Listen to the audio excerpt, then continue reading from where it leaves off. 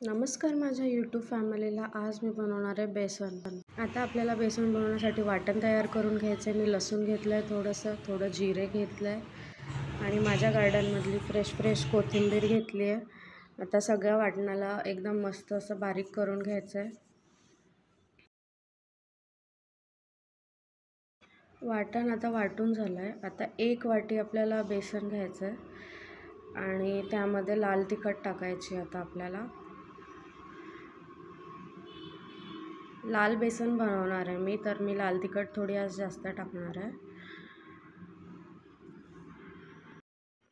आता हळद टाकून घ्यायचे, चवीप्रमाणे मीठ टाकायचं आहे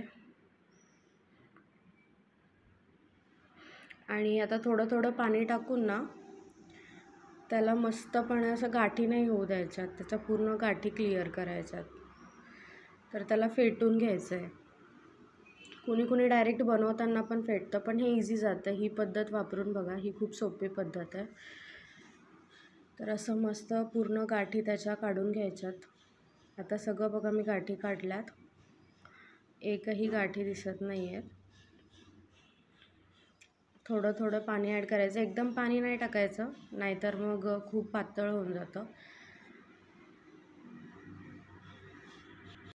छान फेटून घेतलं. आता मी कढई ठेवणार आहे. कढई गरम झाली, तेल टाकून घ्यायचं आहे. तेल टाकल्यावर तेल गरम झालं आहे बघा.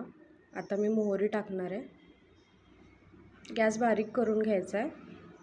मोहरी आणि जिरं टाकणार आहे आता मी आणि ते वाटण टाकणार आहे. वाटून झाल्यावर पूर्ण वाटण जेव्हा आपण कढईत टाकतो तर त्या खलबत्त्यामध्ये पाणी टाकायचं आणि जे खाली राहतं ना वाटणाचं, तर ते पाणी ना बेसनात ॲड करायचं. एवढं टेस्टी बनतं बेसन. तुम्ही पण ही पद्धत ट्राय करा. आता आपल्याला ते बेसन आपण जे पूर्णपणे फेटून घेतलेलं ते टाकायचं आहे आणि बघा आता ह्या मोठ्या बाउलमध्ये पण बेसन राहिलं आहे खाली. त्याच्यात पण काय करायचं, थोडंसं पाणी ॲड करायचं आणि ते पाणी पण नंतर ह्या बेसनात टाकायचं. वेगळं पाणी टाकायचं नाही. एकदम टेस्टी बनतं बघा बेसन. आता आपण पाणी टाकलं आहे, आपण फेटून घ्यायचं बेसन आता.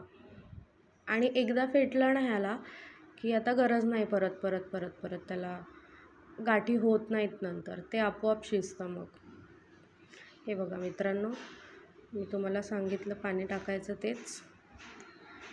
आता मी ह्याच्यात अजून कुठलंही दुसरं नवीन पाणी ॲड नाही करणार आहे आणि ही खूप छोटी आणि बेसिक मेथड आहे. तुम्हाला जर हे समजलं तर तुमचं बेसन खरंच खूप छान बनणार.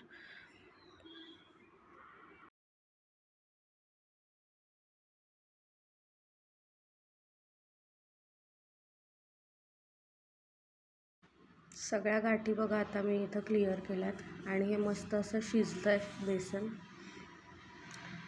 तयार झालेलं आहे बेसन. आता माझ्या चॅनलला लाईक करा, कमेंट करा, शेअर करा, सबस्क्राईब करा आणि बेल आयकॉनवर क्लिक करा. थँक्यू.